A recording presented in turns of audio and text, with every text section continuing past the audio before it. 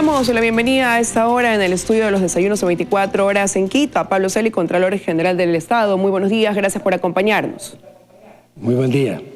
Bueno, ya lo mencionaba en el saludo, después del análisis de más de 200 vuelos realizados por el avión presidencial durante los últimos 5 años de gobierno de Rafael Correa, la Contraloría ha determinado, entre otras cosas, como conclusiones, que este avión realizó algunos periplos sin pasajeros, que hubo reiterados vuelos a destinos de paraísos fiscales, que fue utilizado también por el canciller de ese entonces y el ministro de Finanzas, que no hubo registros en muchos casos de quiénes fueron los pasajeros ni qué se transportó. Y eso por mencionar, señor Contralor, como digo, conclusiones específicas. Desde su punto de vista, ¿cómo se resume todo esto? ¿Cuál es la conclusión general?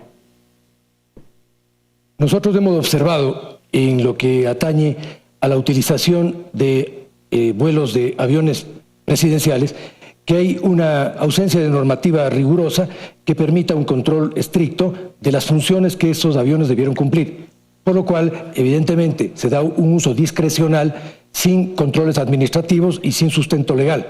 Como consecuencia de esto hay observaciones de parte de Contraloría relacionadas a todos los aspectos que usted acaba de resumir: vuelos a paraísos fiscales sin ningún tipo de justificación, sin registro de pasajeros, sin registro de carga, hay ocupación del avión por funcionarios y por personas ajenas a las funciones de ese avión que se circunscriben debería circunscribirse exclusivamente al uso del presidente de la República. Hay también una utilización de varios aviones simultáneamente sin justificación. Este conjunto de aspectos significa un aprovechamiento inadecuado de recursos públicos que superan los 13 millones de dólares. Ahora, pero ya la defensa se ha anticipado a decir que todos estos viajes fueron realizados siempre en función de beneficios del Estado. ¿Hay sustento que usted cree que pueda dar, o valga la redundancia, sustentar que así fue? ¿Por qué no creer en la palabra ahora del gobierno que ya comienza a justificar todo lo revelado por Contraloría de esta manera? La respuesta que puedan dar los auditados respecto a las observaciones de Contraloría tendrá que basarse en normativa y en documentación, no en opiniones. Nosotros hemos comunicado ya en una lectura que además fue pública. Usted sabe que desde hace un año las lecturas en Contraloría son de naturaleza pública. Hemos comunicado nuestros hallazgos y observaciones. Está transcurriendo el tiempo legal para que los auditados puedan presentar sus respectivos descargos. Estos, insisto, no pueden sustentarse en opiniones respecto de deciros o pareceres acerca de qué es lo conveniente o inconveniente para el interés público. Deben basarse en normativa legal y en el sustento administrativo para las decisiones que se hayan adoptado. Respecto de esto, nosotros nos pronunciaremos una vez que tengamos las respuestas de los auditados. Que ese plazo se cumpliría esta semana y a partir de entonces, ¿cuándo podrían haber acciones administrativas o penales en torno a este caso? Hay dos momentos en este proceso. Cumplido el debido proceso en lo que tiene que ver con la recepción de las respuestas de los auditados, nosotros haremos el análisis de estas respuestas y nos pronunciaremos en un informe final. Una vez concluido el informe final, estableceremos las responsabilidades de la índole que sean, que se puedan derivar de aquellas cosas que queden finalmente establecidas en el informe definitivo. Bueno, estaremos pendientes del cumplimiento de estos tiempos, a ver cuál es el resultado. En otro tema, señor Contralor, la Fiscalía decidió archivar el expediente sobre la denuncia por usurpación de funciones que presentó un ciudadano en contra suya y del anterior fiscal. Usted dijo, alegó que esto de aquí tenía un fin político. ¿Un fin político de quién, señor Contralor? En primer lugar, debo decirle que ese archivo es un archivo de pleno derecho. Jamás debió recogerse una denuncia que carece de todo sustento legal. La condición de Contralor ha sido suficiente y plenamente reconocida por diversas instancias del Estado en su momento. Respecto de este tema, incluso existe una sentencia en relación a la denuncia que hiciéramos como Contraloría General del Estado del intento de usurpación de funciones. Y sobre esto hay ya una sentencia sancionatoria contra quienes actuaron de esa manera. Considerando todos estos elementos, era absolutamente, no solamente innecesario, sino inadecuado, el que la Fiscalía acoja una denuncia sin sustentos.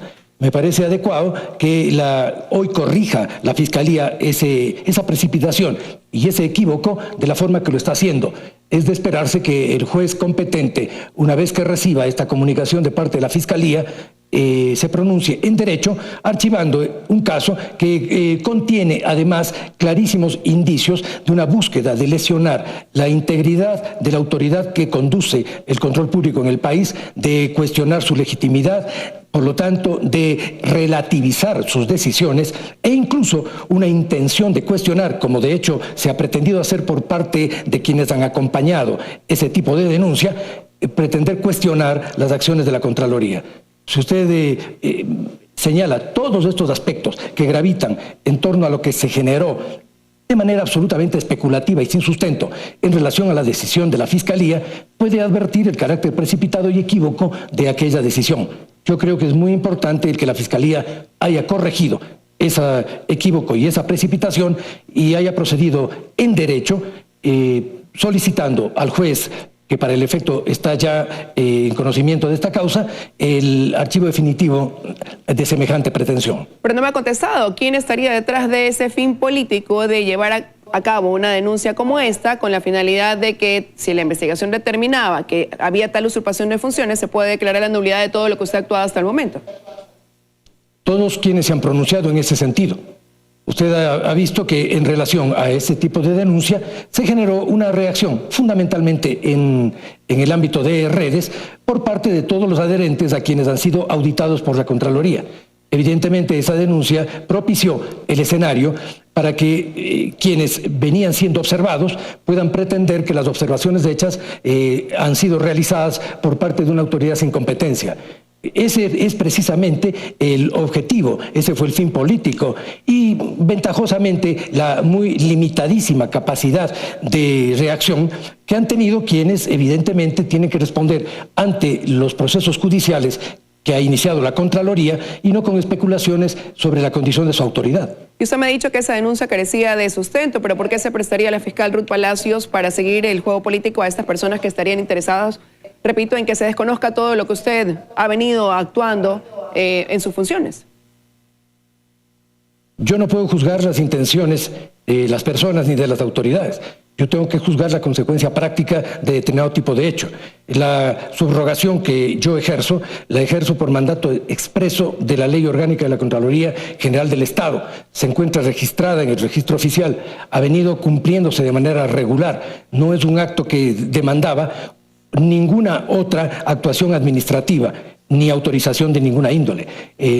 Quien pretenda cuestionar algo que está en la ley y algo que procedimentalmente se ha cumplido de manera plena, o desconoce la ley o tiene objetivos ajenos al cumplimiento de funciones legales. ¿Pero y le admiró la celeridad con que la Fiscalía tramitó esta denuncia en su contra? Lo mencioné en su inicio. Evidentemente había una excesiva celeridad. Había una precipitación. ¿Y es la misma celeridad con que responde a los informes de responsabilidad penal que usted quizás ha enviado a la Fiscalía? Lo dije en su momento, creo que lamentablemente en Fiscalía tenemos una excesiva dilación en los procedimientos que suponen los indicios de responsabilidad penal enviados por Contraloría. Debo decirle que nosotros hemos enviado en el último año y medio alrededor de 360, 380 casos con indicios de responsabilidad penal. Entre ellos hay casos bastante graves, los temas de deuda externa, los temas de Petroecuador, los temas del caso Singue. Ninguno de estos casos han tenido la celeridad que requeriría el interés público.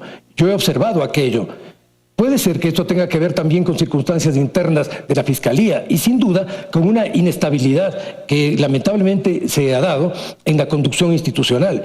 Mientras yo ejerzo como Contralor del Estado, han ejercido como fiscal de la Nación 4 funcionarios diferentes.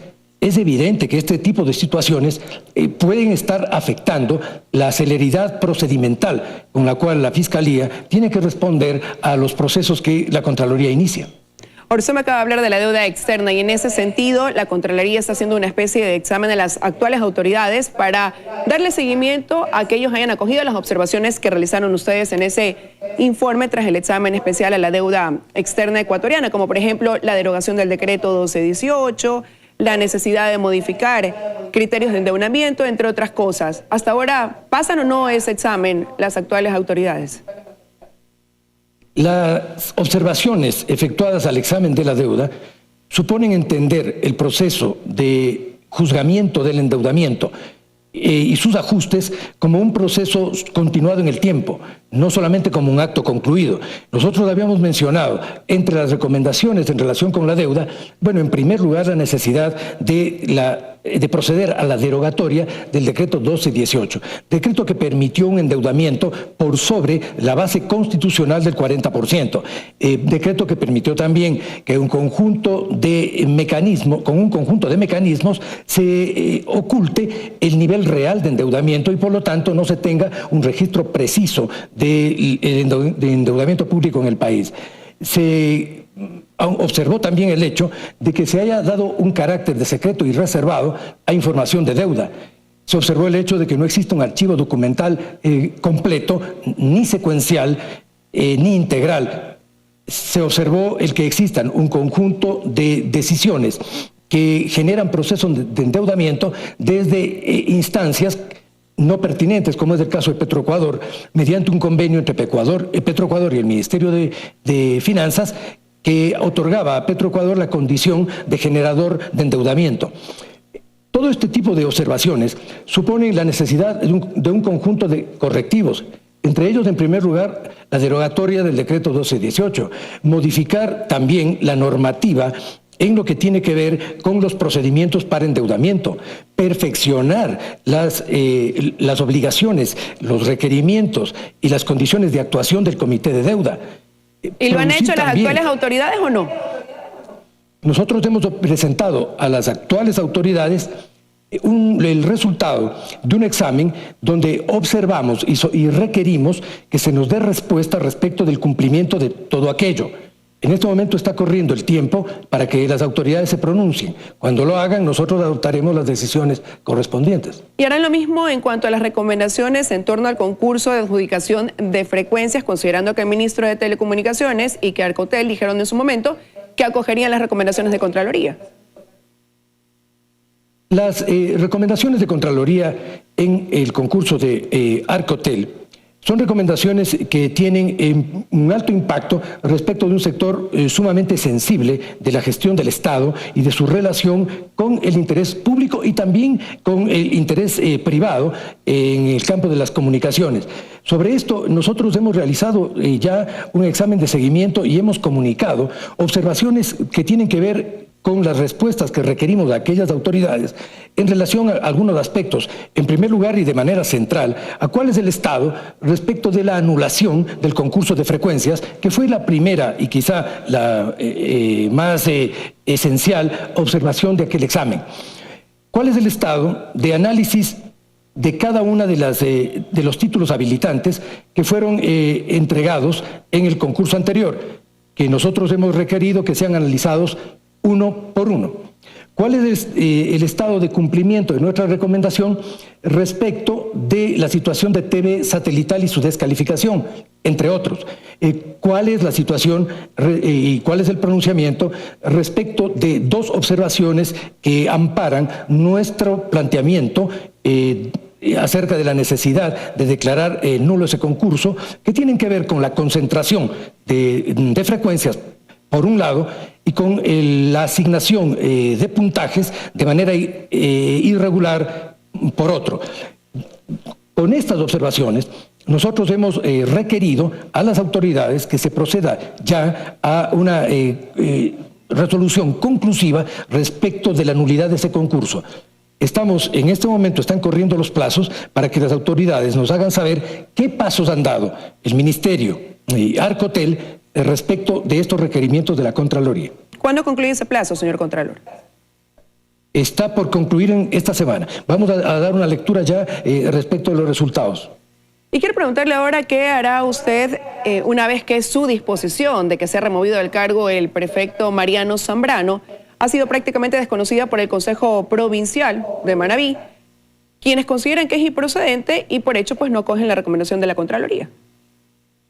El Consejo Provincial de Manabí no tiene competencias para pronunciarse en esa forma. El Consejo Provincial de Manabí tiene un solo camino legal, que es acoger la disposición de la Contraloría.